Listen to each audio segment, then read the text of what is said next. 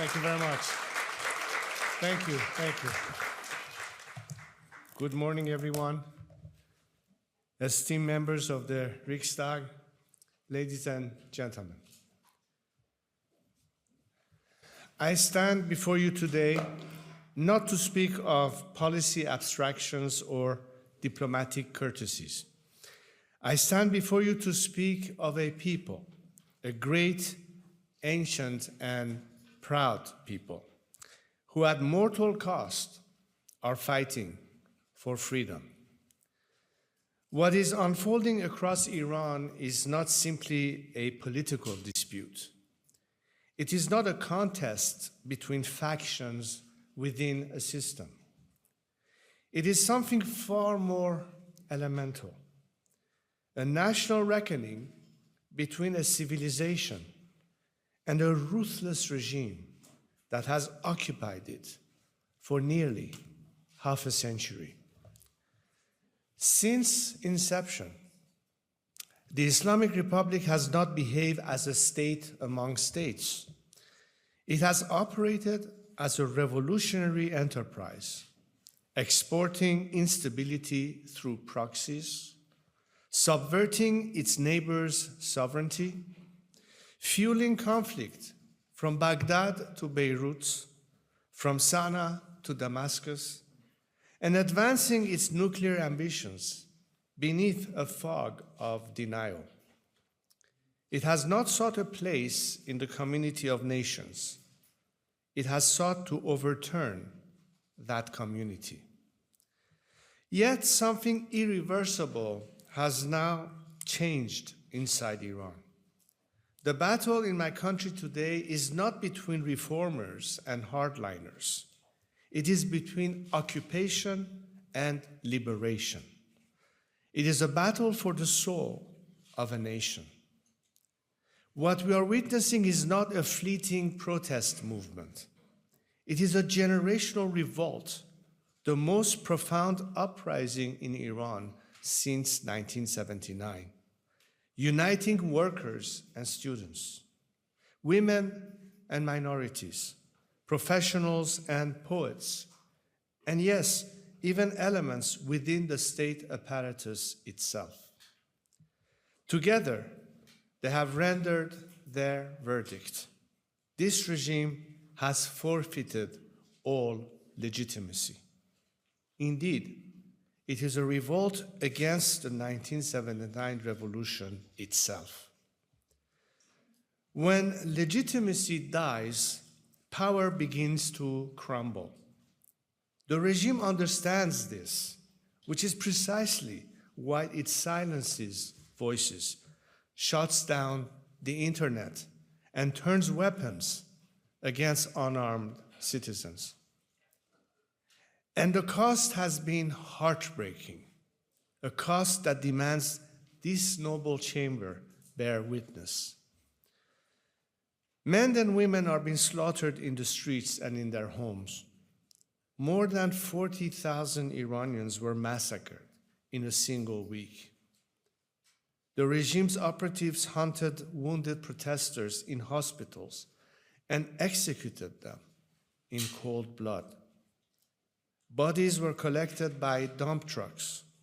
Families were forced to search through rows of unmarked body bags. 40,000. The number is almost too large to comprehend, too abstract. It allows too many in the outside world to look at it like mere statistic. So let me tell you some of their names and stories. Consider Hamid Mahdavi, the 30-year-old firefighter from Mashhad, who spent his final moments carrying wounded protesters to safety, only to be shot dead by regime forces for the crime of saving lives. Think of Sina Kazemi, 22-year-old. He was in his final term of engineering school. He had a lifelong passion for music and technology. He chose to fight for his and his nation's dignity. He was looking forward. Security forces shot him in the back of the head. In Bushehr, nurse Mansoureh Haydari and her husband, teacher Behruz Mansouri, were shot dead side by side while protesting peacefully. They left behind 2 young children, ages 8 and 10, a family destroyed for daring to dream of freedom. 28-year-old biotechnology student Negin Qadimi went out to protest despite her father's pleas. Mortally wounded, she died in his arms whispering, "Dad, I'm burning." A bright future stolen in a single night of terror. But the terror is not over. It continues every day. Access to the internet is still blocked. And while the people of Iran are disconnected from the world, the regime continues to kill. Today, the media speaks of a ceasefire. What ceasefire? There has been no ceasefire in the Islamic Republic's war on the people of Iran. At checkpoints that mark most every street, regime thugs and their imported terrorists harass, beat, and murder innocent Iranians. For those who cry of war and its costs, this is the war you should be speaking of. The Islamic Republic's war on my compatriots. That war that rages on every day, far from the headlines of your Western newspapers and the minds of your television producers. But they are not far from my mind. My brave compatriots continue to resist. Many stand with broken bodies, but unbreakable will. They would rather die standing than live kneeling, and so would I.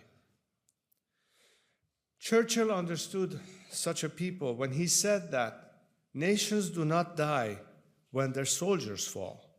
They die only when their spirits surrenders. I am here to tell you, Iran's spirit has not surrendered, and it never will. Despite its brutality, the Islamic Republic is closer to collapse today than at any point since 1979. And one fact is now beyond dispute. The Iranian people will never accept a repackaged version of this regime. Too much blood has been spilled. Too many graves have been dug. The demand is not for a kinder jailer. The demand is for freedom. There is a military dimension to these events that this chamber is watching closely, and I will not pretend otherwise. But I say to you, however the military operation currently on pause turns, whether it accelerates the Islamic Republic's fall or merely deepens the fractures within it, the outcome of Iran's revolution will not be determined by any force from the outside. It will be determined by the Iranian people themselves.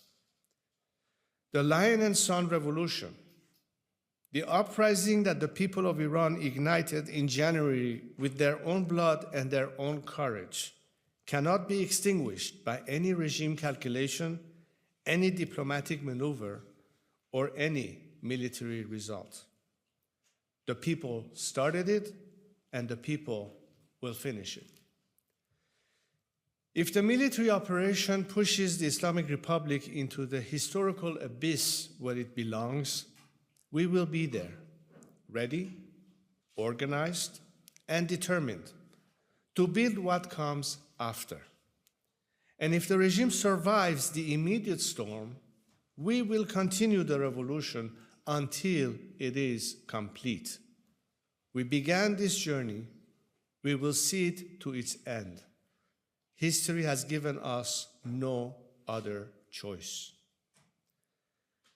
When I look at Europe, I see ambivalence and a continued inability to see the reality of the streets of Iran.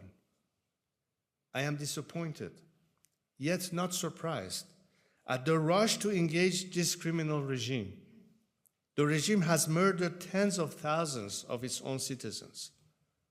The regime is sponsoring terrorism on the streets of Europe, including in Sweden. The regime is threatening and blackmailing European governments with hostages and violence. The Europe I believe in is supposed to stand for human rights, democracy, and equality. It has been a proud record in previous struggles, fighting against apartheid in South Africa, supporting the solidarity movement in Poland, and now in backing Ukrainians in the fight for sovereignty.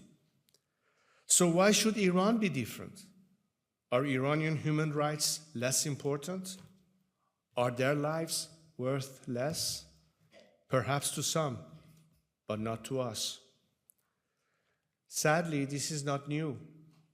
For decades, Europe has appeased and emboldened this terrorist regime. It has been a policy that has helped this regime survive and kill its own people. I hope the Swedish government will press the European Union and other countries to stand with the people of Iran and their struggle for liberty. I am pleased and heartened that so many members of the Riksdag across multiple parties are here today to hear a message from the people of Iran. On behalf of my compatriots who are far too often silenced, I thank you. Esteemed members of the Riksdag, this is no longer distant geopolitics. It is a security emergency on Swedish soil. The Swedish Security Service, SAPO, together with the Swedish Police Authority, has confirmed that the Islamic Republic of Iran operates within Sweden through criminal proxy networks. These are not surveillance operations alone. They carry out acts of intimidation and violence targeting Jewish communities, Iranian dissidents, and Swedish citizens at large. On the 3rd of March this year, shortly after the outbreak of the current conflict in the Middle East, SAPO issued an urgent public warning of a heightened threat level. This is not speculation. This is a statement from your own security services. And here is what makes this particularly corrosive. The criminal networks that Tehran employs do not cease to exist between assignments. They are embedded in Swedish society. They are the same networks already identified as a major internal threat to public safety. Sweden has responded with resolve. You have restricted visas for Iranian embassy staff. You prosecuted Hamid Nouri for crimes against humanity under universal jurisdiction, setting a historic precedent. But it did not last. Sweden returned Nouri to Tehran, where he was given a hero's welcome by his fellow murderers. While he was allowed to return to boast of his crimes on state television, Dr. Ahmad Reza Jalili was forced to continue to suffer in the regime's torture chambers. It was 10 years ago that he was taken, and he is still captive. Decisions like this embolden the regime to take more hostages, to commit more crimes, and to further defy the world. A French senator told me a few months ago, our governments have become hostages to our hostages. But governments still have a choice whether to give in to blackmail or not. Václav Havel once said that the only genuine security in the world is a security rooted in truth. The truth is, as long as this regime remains in power, Sweden and the free world will not be safe. Why did Sweden join NATO? Because of Putin's wars of aggression against Ukraine. That decision was correct, and it was necessary. Let us not forget that the Islamic Republic is not a bystander to Russia's war. Tehran has supplied drones and missile technology to Moscow. Iranian manufactured weapons have struck Ukrainian cities. Regime technical cooperation has sustained Putin's capacity to wage war against a democratic neighbor. As President Zelensky and I have discussed and stated together, the Russian threat to Europe and the Islamic Republic's threat to Europe are not two separate problems. They are two manifestations of a single challenge. Sweden now stands inside NATO's collective defense. But collective defense is not only military, it is political, economic, and moral. It requires that democratic nations recognize threats in their totality and also recognize the Islamic Republic's support for Russian aggression as the direct security concern that it is. Let me now speak not of present dangers, but of future possibilities. The relationship between Sweden and Iran has deep roots. In the early decades of the 20th century, Swedish experts and businesses built strong ties with Iran. During the celebration of the 2,500 years of Iran's civilization at Persepolis, Sweden was represented by then Crown Prince Carl Gustaf. His Majesty and I were sitting right next to each other and spoke of the future of our nations and people. That future, with a democratic Iran, would change the security calculus of the entire region and of Europe. It would immediately dismantle the proxy networks operating on Swedish soil. It would end the hostage diplomacy that has poisoned relations with Western nations for decades. It would cooperate on intelligence and the rule of law. It would cease its support for Russia's war machine. It would secure Europe's energy needs for decades to come. It would emerge as a natural partner, a nation of 90 million people with extraordinary human capital, a rich civilization, and a desire to rebuild after decades of misrule. Sweden has every reason to be part of that future.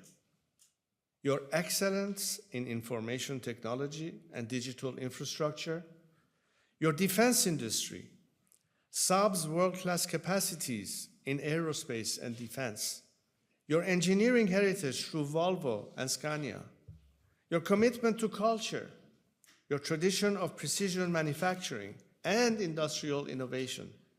These are all precisely what a rebuilding Iran will need. This is not charity. This is partnership between equals, between nations with complementary strengths and shared values. At this historic moment, as Iranians call upon me to help provide leadership towards a democratic transition, I reaffirm the commitment I have made through my life to serve as a unifying national figure, not a partisan one, not a claimant to power, but a facilitator of stability, of national unity, and of a peaceful transfer to democratic governance. I am not alone in believing this is possible. Together with economists, legal experts, security professionals, and civil society leaders from across the Iranian political spectrum, we have developed detailed transition frameworks, the Iran Prosperity Project, to ensure institutional continuity, prevent instability, and allow rapid national recovery after the regime's end. There is a plan, there is a path, there is a responsible alternative. Even within the state apparatus, the fractures are deepening. Reports indicate that members of the armed forces and security institutions are increasingly refusing orders to participate in violence against civilians. Many have quietly signaled where their true loyalty lies, with the nation, not with those who repress it. When the path emerges, I am confident they will act. No government can survive once it loses the willingness of its own institutions to enforce repression. We are approaching that moment. Let me conclude, esteemed members of the Riksdag, with what I believe is the simplest and most important truth of this address. The Iranian people are not asking you to fight their revolution. They are already risking their lives doing that themselves, with a courage that should humble all of us. They are asking something far more modest. Do not legitimize those who oppress them. Do not strengthen those who terrorize them. Protect those who have sought refuge among you, and prepare for the day when Iran stands free. There are moments in history when neutrality is not a position, it is a decision. When caution is not prudence, it is complicity. When history quietly presents a question and waits with terrible patience for an answer. Churchill faced such a moment in 1940. Václav Havel faced it in 1989. Zelensky faces it today. And in their own way, with no aircraft, no armies, no diplomatic immunity, the people of Iran face it in every street, every prison cell, and every unmarked grave. The Iranian people have already answered. They have answered in the streets and in their prisons. They have answered with their lives. They have chosen freedom. History now asks the democratic world a simple question, and Europe in particular. Will you stand with a free people, or will you accommodate those who oppress them? Future generations will not read your statements. They will assess your actions.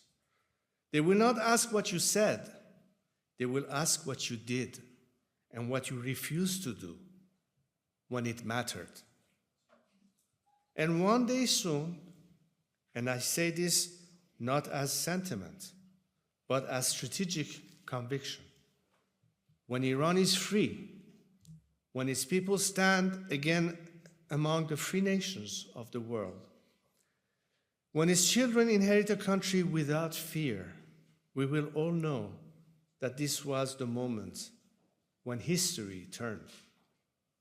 The moment when a great people refused to kneel. The moment when free nations chose not to look away. Let it be written that when that day came, Sweden was ready. When the Iranian people stood for freedom, Sweden stood with them. Thank you.